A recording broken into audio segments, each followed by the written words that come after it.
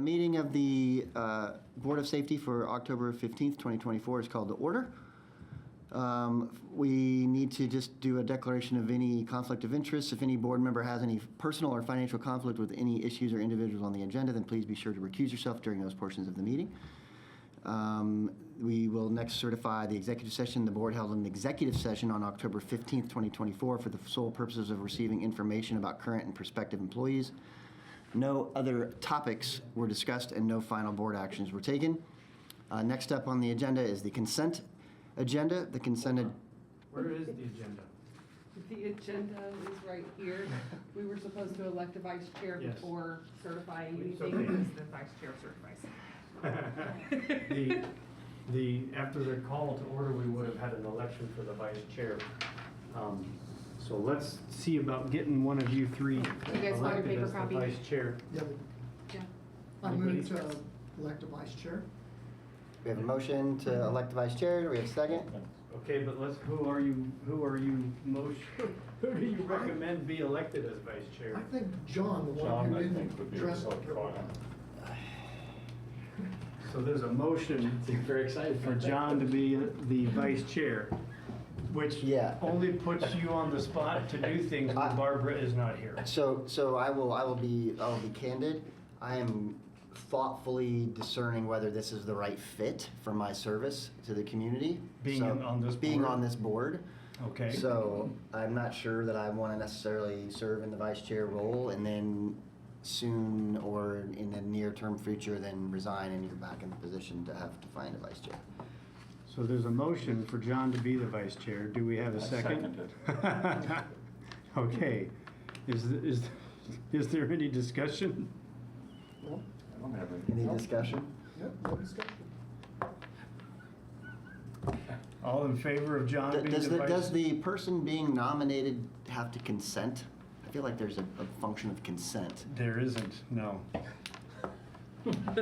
There's a nomination on the floor with there's a motion and a second. And I'm so. Okay. And if you resign, Yeah. we'll have to go through this process again. Okay. I would like to have discussion. Does that make sense for us to do that? Are we good with that? Hmm? Sounds right to me. Electing me as a vice chair and then having to find a replacement? Yeah. You're okay with that? Okay. Feels like a good use of procedural time and effort and everything? Right. Okay. All right. So I guess we'll call for a vote. All in favor of John Baird serving as the Board of Public Safety Vice Chair, signal by saying aye. Aye. Any opposed? Nay? Any other? Okay. Motion carries Motion 2-1. carries. Welcome to close city. one. Welcome to city government. It's Yeah, like you that was sell it at your mom's amazing. dinner table. I don't want it. As the vice chair, would you please again certify the executive As- session? As the vice chair, I certify the executive session. If you'll read that The little the blurb board again. held an executive session October 15th for the sole purpose of receiving information about current and prospective employees. No other topics were discussed and no final board action was taken. Perfect. Now we'll move on as vice chair here. We'll move on to the consent agenda. Includes the following items. Approval of minutes from September 17th, regular session, approval of payroll for the periods of 9/20, 10/4, and approval of claims for the periods of 9/27 and 10/11. Does anybody want to have any of these items removed from the consent agenda? No. Okay, hearing none, do you have any objections to the items that are on the consent agenda? Hearing none, we will receive a motion to approve the consent agenda. So moved. Second. All those in favor? Aye. Aye. Any opposed? Motion carries. How did you vote? Aye? I abstained. You abstained? Yeah, I voted aye. All right. 3-0. And now we'll do the report from the police department.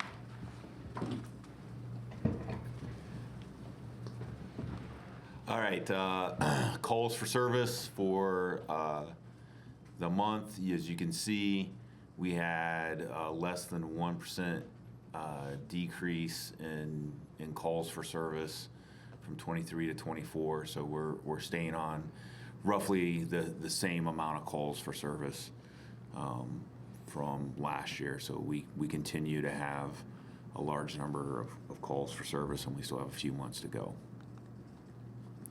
Your crime totals year to date, as you can see there for our major Part 1 crimes and our primary nuisance crimes, you do see a significant reduction in operating while intoxicated, and public intoxes continue to stay about the same and go up a little bit.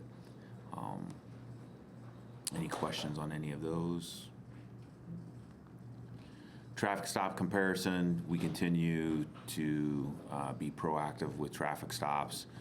Again, as I've discussed before, this allows us to work those violent crime areas and make contacts, and we continue to do that work. We have so far for this year seen a slight decrease in calls involving weapons from 2023. We're sitting at 289 currently. We've had a firearm reported in 145 incidents in 2024, and in 22 of those, it was actually pointed at a person. There's our adult arrest numbers. We've seen a increase in adult arrest in September, which isn't uncommon with students returning, etc. So we're up just a little bit from September of last year. Juvenile referrals have stayed steady. We continue to proactively work on our juvenile problems. We're trying to work with some other agencies to mitigate those before they get to the point of a referral. At the end of September was a hate crimes reporting period, and in year to date we have had 2 reported hate crimes. Our nuisance calls, again, continue to be the majority of our calls, and the majority of those nuisance calls are disturbance calls. Account for 73%, almost 74% of our nuisance calls are disturbances. Intoxication and vandalism follow that up. Training hours, we had 974 hours of training total for the month of September. We had 2 officers go to Illinois for a hostage negotiator conference. Our officers continue to work through their mandated online training course material. We had 1 new officer certify as a defensive tactics instructor, and 9 officers achieve certification on one of our less lethal tools to, again, spread those out. And then CERT, CDU, and K9 had their usual training periods. Our community engagements events, we had 20 of those in the month of September, and we had some significant hours of community engagement. We had a lot of personnel involved in community engagement events this past September, between our child car seat inspections. We did an event. Parks did an event, and we and Fire participated in it, a Heroes 5K run. We did the Buddy Walk. We've started our BPD Residence Academy, which is actually occurring tonight as well. And CSS has had outreach with Bloomington Bike Index. It's been a big project they've been working on, and our DROs continue to do their normal meetings with our service providers. Stuff we have coming up, we still have a few more weeks of our Residence Academy. Detective Shrake is doing a fraud and scams presentation. We're working an event with Hand coming up here this week. Buddha Drugs event with the DEA and Drug Take Back is occurring next week. So Drug Take Back, if you're not familiar with that, is where folks can bring in drugs, their prescription drugs and stuff.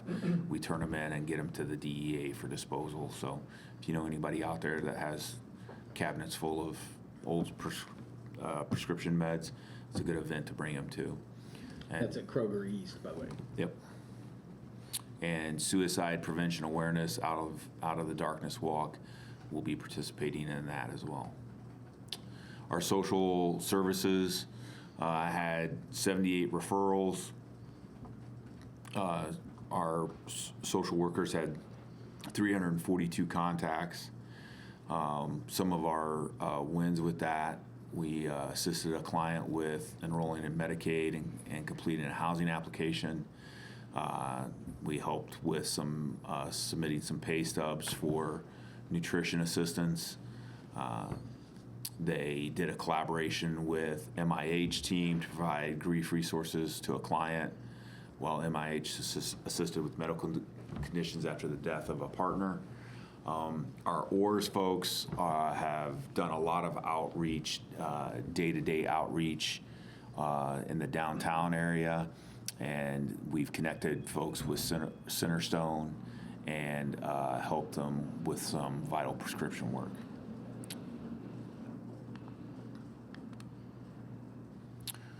General business, we continue to work on some equipment replacement. We'll have some new radios coming out, and we are in the process of updating some camera systems as well that you may see some expenditures for.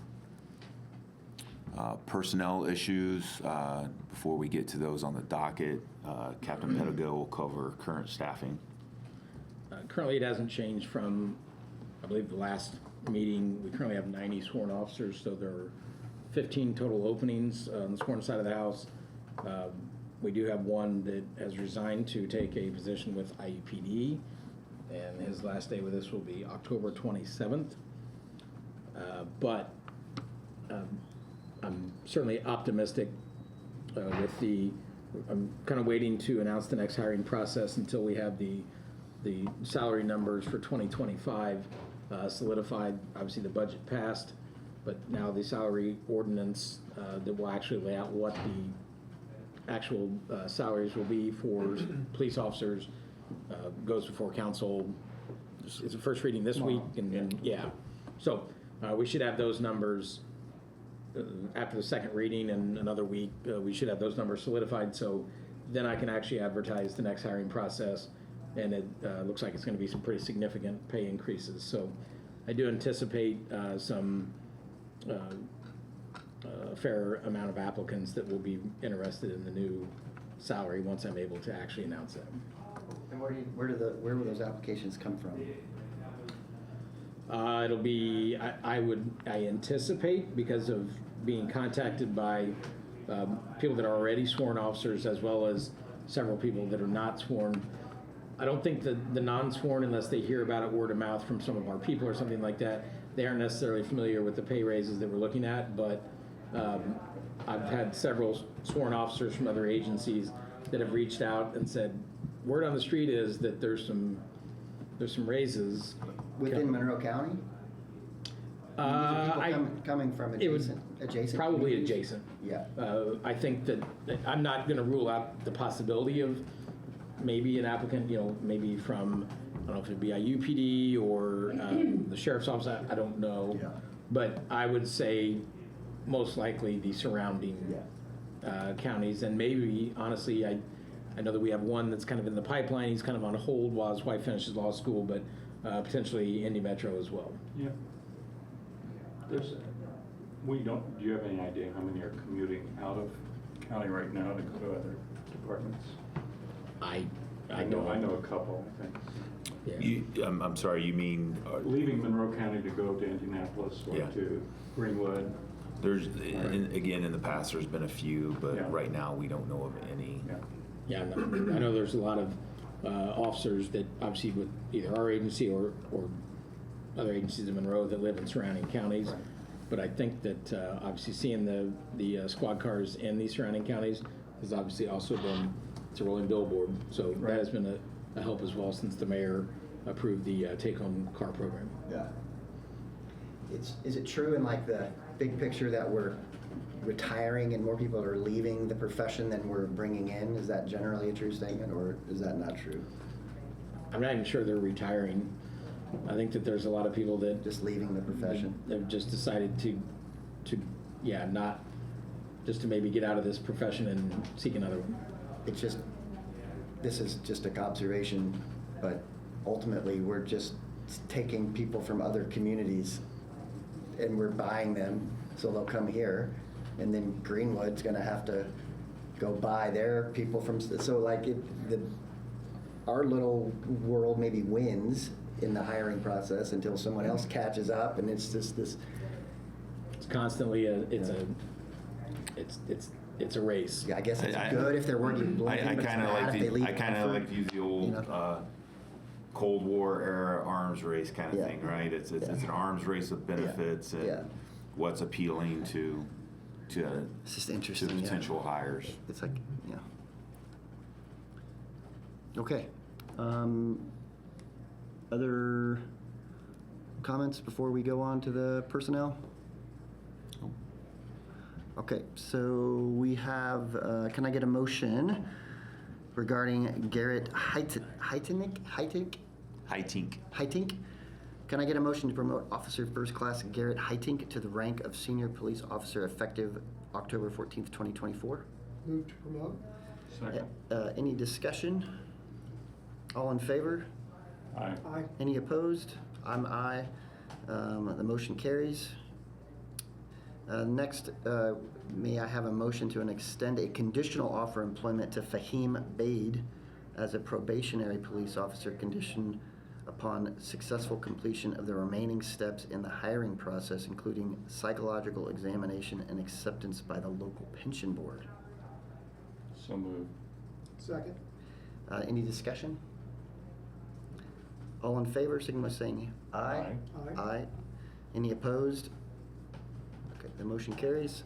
And then finally, Chair will receive a motion to extend a conditional offer of employment to Ethan Eichholz as a probationary police officer conditioned upon successful completion of the remaining steps in the hiring process, including psychological examination acceptance by the local pension board. Do we have a motion? Move to employ. Second. Any discussion? All those in favor? Aye. Aye. Any opposed? Okay, the motion carries. And it looks like we have letters of appreciation and commendation next for CERT employment. We don't have any of those. We had no ARV deployments for the month of September. So I have, if I could ask the question that we were asking earlier, so at the end of the day, you specifically are the person responsible for kind of overseeing the hiring, the offers, acceptance function, yeah?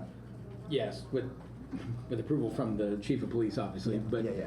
And yes, then I'm there's kind of the one who's responsible for the process. And then there's a whole battery of things that have to be completed before you can extend that offer. Some of those are probationary, psychological testing, background screens. Yeah, so at this point, the two that you just approved for a conditional offer, they have been through the physical testing, the in-person interview, and then their background investigation, which is, I usually give anywhere from 4 to 6 months, 4 to 6 weeks, depending upon how the time frame is for their investigator to actually complete a pretty thorough background. Yeah. And then I come to the board and request permission for that conditional offer. Like I said, these two are a little bit different because they're already members of the 77, but usually after this, then the applicants would have to do both psychological and medical screening. The medical screening's pretty in-depth. It's done at a place in Indianapolis, and it takes a little while to get all of the, to get their final report back. Then, if all of that goes well, I go to, I make sure, obviously, that the chief approves of moving them forward. They then go to the local pension fund to be voted on to accept into our local pension fund.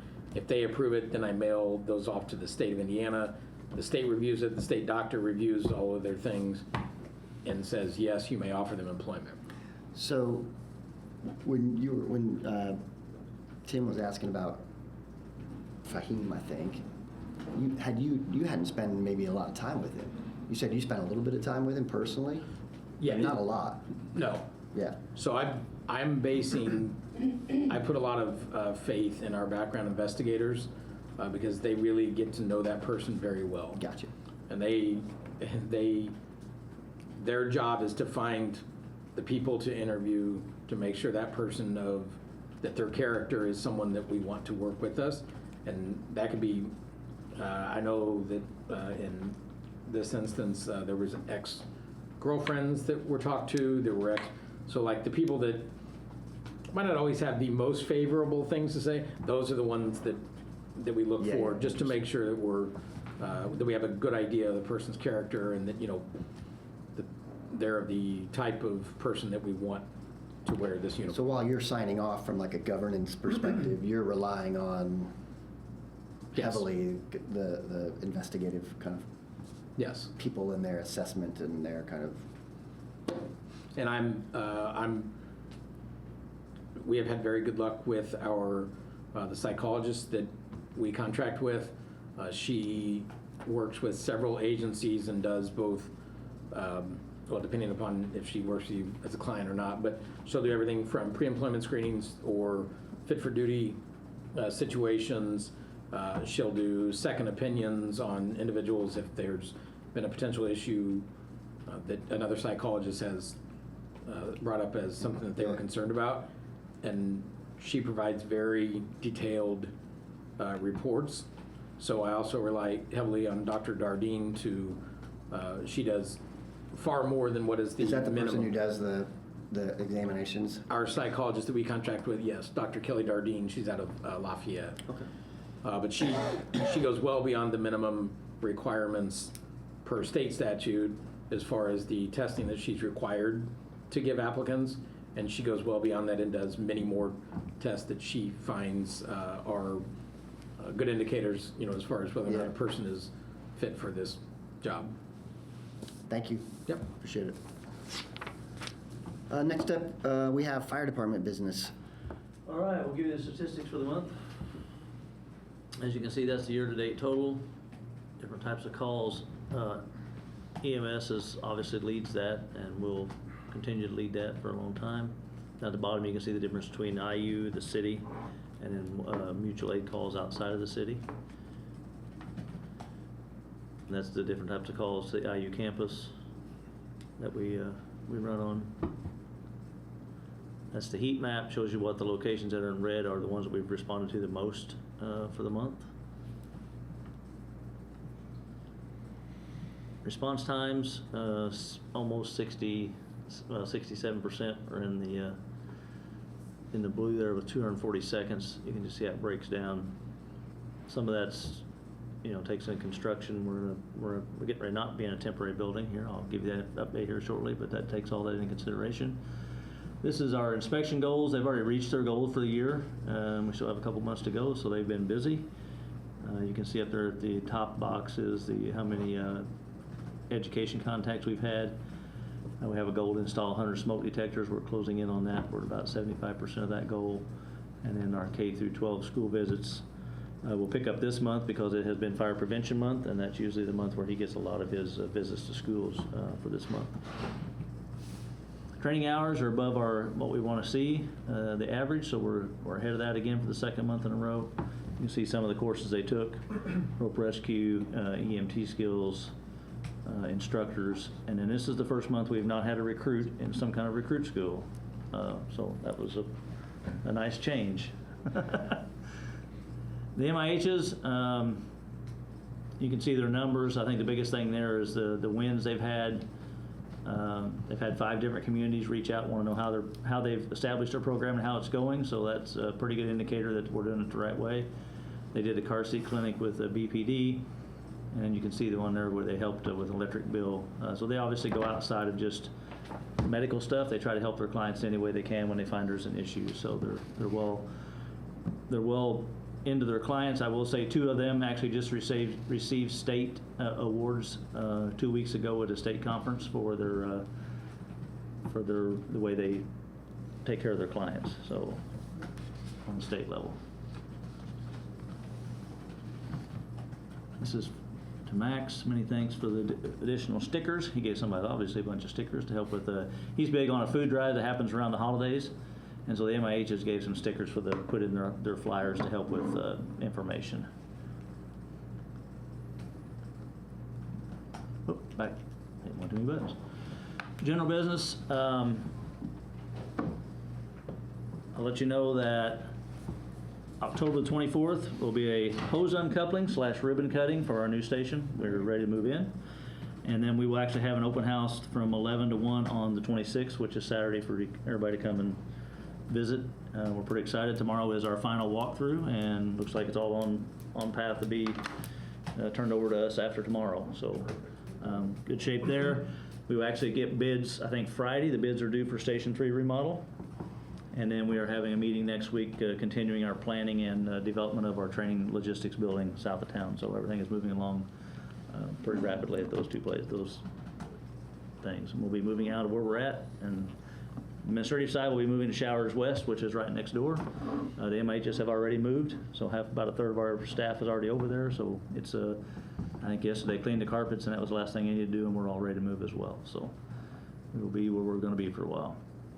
Expenditures, you'll see some larger ones due to the fact that we've got some design work on the logistics building.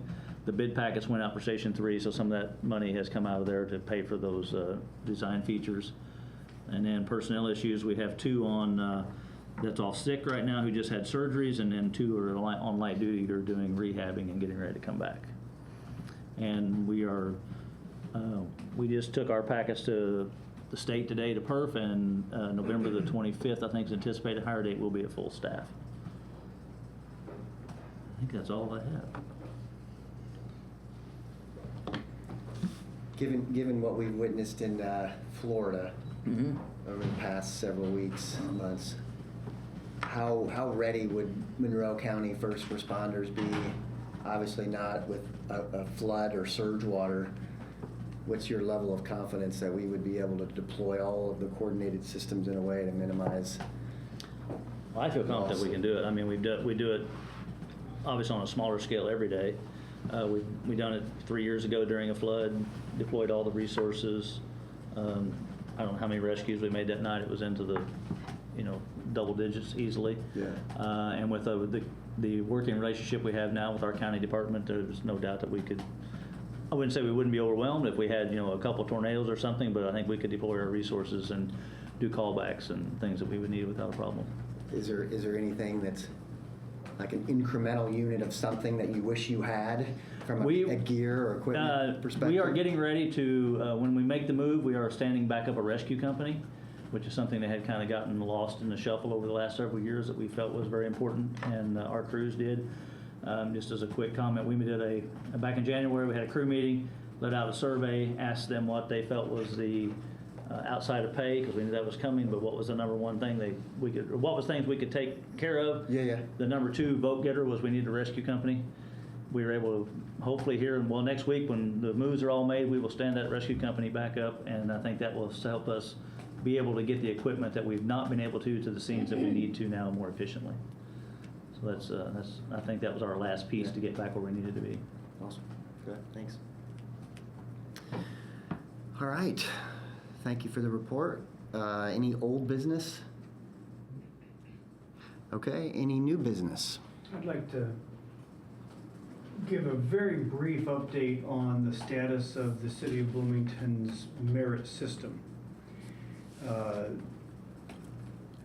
merit system has existed for a very long time, but the City of Bloomington has always operated through the Board of Public Safety to the full extent of the Board of Public Safety's statutory authority.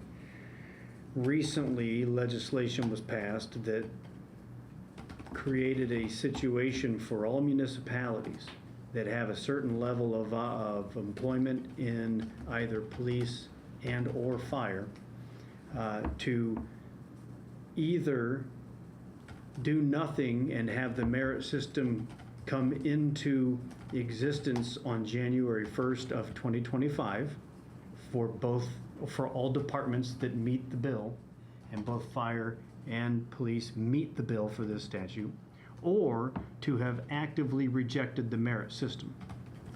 So we have to have actively rejected the merit system. We, the city of Bloomington, would have to have actively rejected the merit system by December 31st, 2024. Otherwise, the merit system will come online. So where we are right now is that the fire department and its membership and through its union have made it clear to the chief and the city of Bloomington that they very much would like to have a merit system. And so there won't be any activity leading up to January 1st, and then we will have to do things that require, that have to be done to create this merit system. And this board will be involved to some degree in that activity, but not a lot. The police department, on the other hand, has taken a straw poll of its membership, and its membership does not wish to have the merit system. And so we will have to take steps to get in front of city council, we being me, to get in front of city council and have them vote on a resolution that would reject the merit system. And if the city council rejects the merit system by a resolution, then it goes to the members of the police department for them to conduct a meeting and have a secret ballot. That's what is said in the statute itself. There is a secret vote taken on secret ballot so that all of the members who vote can be anonymous. And if the membership votes to reject the merit system, then the merit system is rejected. And all of that has to happen before December 31st of this year. So we have quite a bit to do. We've already created the resolution. We are on the schedule to go see council. And my memory is not working at the moment, but I believe it is November 15th, maybe, when we get to go talk to council first. So they'll have their first reading, and because it's a resolution, I think that they can vote that night. So we only have to go to council once.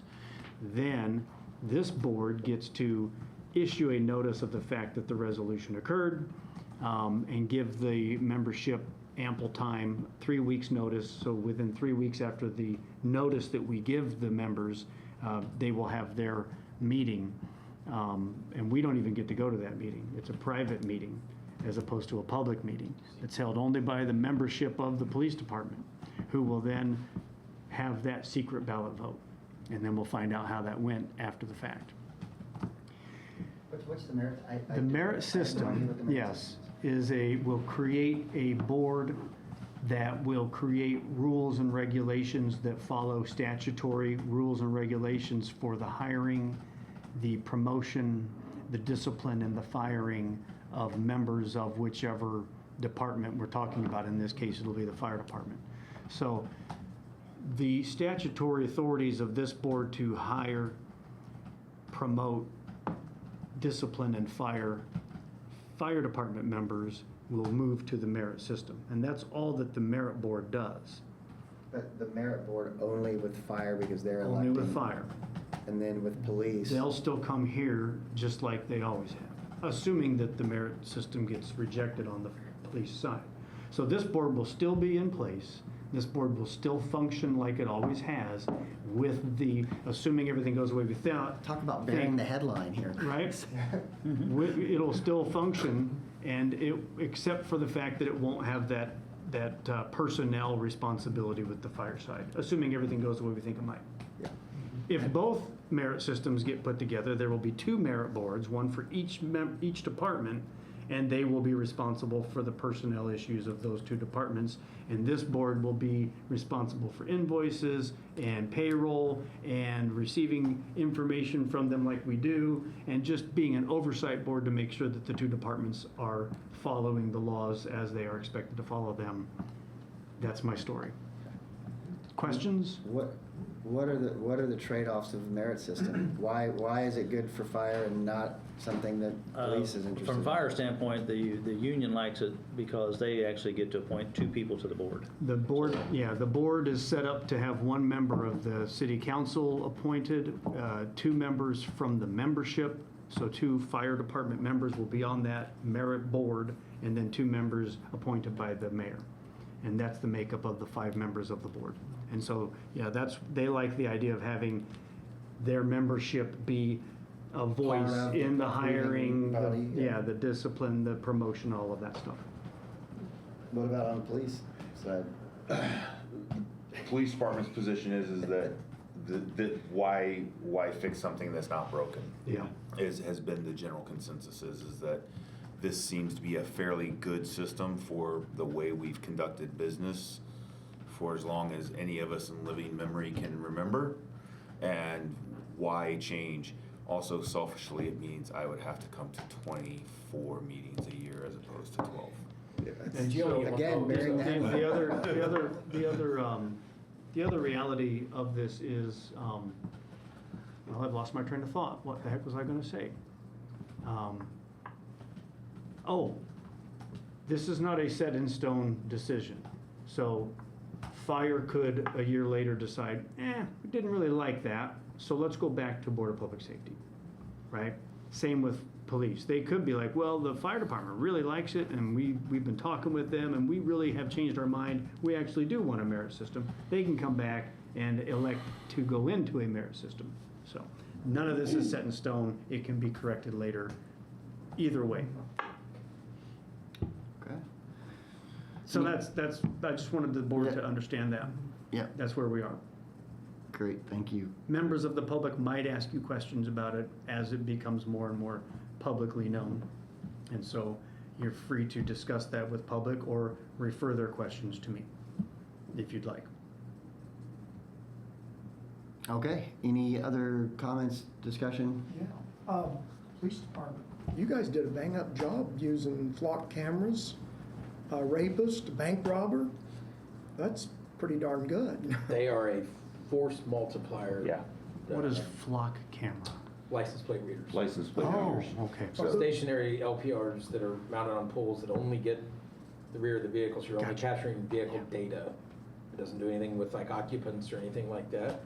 But they have been instrumental in those 2 are Yeah. the latest. As a matter of fact, Flock reached out to me last week and asked to use, actually, I think they were going to use both of those examples as something for their product, but they've been used in many investigations, and they just continue to impress me with the information that we're able to gather from that and the way vehicles travel around the city, and even just identifying a potential suspect vehicle. If all you know is that it's a red pickup truck, you can look for red pickup trucks. Right. And it just gives you a great place to start when trying to track down a suspect or even determine who a suspect is. Yeah. Are they city-owned? Or paid for, or? Yes, Yes. yes, it's, Yeah. Or we own them. it's an ongoing contract. Right, Yeah. right, right. With Leased equipment? Leased equipment put on either city right away Yeah. or with permission from different businesses or State highway. state highway entities, maybe put on those, yeah. And one of the other advantages to us entering into that kind of agreement with Flock is we get access to other agencies and other organizations' Flock cameras. So like Lowe's uses Flock, so we can have access to their systems. I think since we went to it, at least every week, we get an email from, Illinois or Wisconsin that wants to share access with us. And you think, well, how useful is that? Well, when you've got a missing person and you can enter their license plate and you're like, it just Flock hit in, Chicago, Illinois, right? Yeah. Then that helps get quicker resolution to those events. Good. Yeah, really, really, some definite benefit there for things like, an Amber Alert or Silver Alert or something like that. Yeah. Yeah. You just got flocked. Right. What are the privacy concerns with that, right? I mean, should we just anticipate that every time we're driving a car in distance of a flock camera that it's capturing 100% of where I'm going at all times? It's not tracking me, it's tracking the vehicle. Right. But the vehicle's licensed to me. Yeah, but it's in plain view, and so Yeah. I think they're using the. How does that, yeah, I'm just curious what the. Yeah, it's- What's the law on? There's, plain view? it's exactly as Chris said, it's plain view. Okay. It would be no different than if, because both of us policed in a day and age when things like this weren't available, and they would send out something on the radio, be on the lookout for, Yeah. right? Yeah. This vehicle, and if a trooper was sitting on the side of the road, or I was sitting on the side of the road and saw your car go by with that plate, Yeah. it's the same. And that's one of the emphasis, that's what Ryan kind of emphasized, we're not looking at the occupants of the vehicle, we're looking at the vehicle and the Make, plate. color, Yeah. type, and it's interesting. There's an interesting report, and this is a war zone, but flying drones just constantly. And then when a roadside bomb would happen in Yep. the street, they would just rewind. Yeah. Oh, Right. Van left that spot, came here, 3 other cars were there, they rewind, they go back. Yep. 6 people came to those spots, they just keep unrewinding the video. Yeah. People have talked Yep. about the usefulness of that in like the United States, and there's obviously lots of debate. Sure, over whether you that, get into a whole. there's just a whole permanent different- recording of all movement. Yeah, that's. Yeah. It has interesting implications, but it also Yeah. has a lot of applications that would be And, positive. and again, when we're talking about those sort of privacy things, like we're looking at stuff that if anybody standing at that spot could see with no extra technology, Yeah. nothing extra. Must be on a public right of way. Yeah, and again, when we talk about the surveillance sort of component or concerns of those sort of things, we really try and minimize those by it's that plain view doctrine, right? But And the ability for AI to be able to sort through, pull up all red Ford Wranglers that were here, at this. Yep, yeah, and it still takes some good old fashioned detective work. In the case of the sexual assault, that detective went on a very small amount of information that she had about the vehicle and searched and searched and searched, and then was like, okay, then started looking and backtracking it and worked that problem. So it's not dissimilar to. It's not You can complete. kind of keep rewinding. You can the keep tape. going back, yeah. Interesting. Well, that's super interesting. So a couple of things I had, one kind of following up on Tim. Just as I'm in the community, I want to share a lot of attaboy and attawomen. Both departments are, I keep sharing with people and they go, oh yeah, they are underappreciated. And so thank you for your work. Thank Yeah, and this month you've done some terrific things. Thanks. Secondly, I know that there's been an implementation or beginning implementation to try to deal with street homelessness through Built for Zero, I think it's called, or it's under Heading Home. And I think both departments partly depends on how many social workers are at it and that sort of thing. What I know about it, I appreciate. First, they're focusing on vets right now to work there, but also asking people their name and working with names instead of numbers. Does that put a burden on you all, or are other people the ones that are really engaged at that level? For us, I don't know how much of a burden per se, in that a lot of that work is being done through our, what we now call our social services division, Right. a little bit beyond our social workers, because we have other clinicians working in that environment now. But that ORS group that we talked about in the statistical comment, they're doing a lot of that outreach. They're hoping people get connected to those services, and they're out. They're not out every day, but almost every day. They're How out about doing fire? some I of that think work. the whole MIA's program basically is built on kind of helping the unhoused or the ones who are on the fringe who could become unhoused if things don't go exactly right. So actually that whole program I think is based on trying to help that populace. I've tried to follow this considerably. for years in other cities. I know Riverside, California, early on, actually had social workers riding with patrol officers. And with, especially as I focus on veterans, some pretty positive results early on. It's not continued along Colorado, Boulder.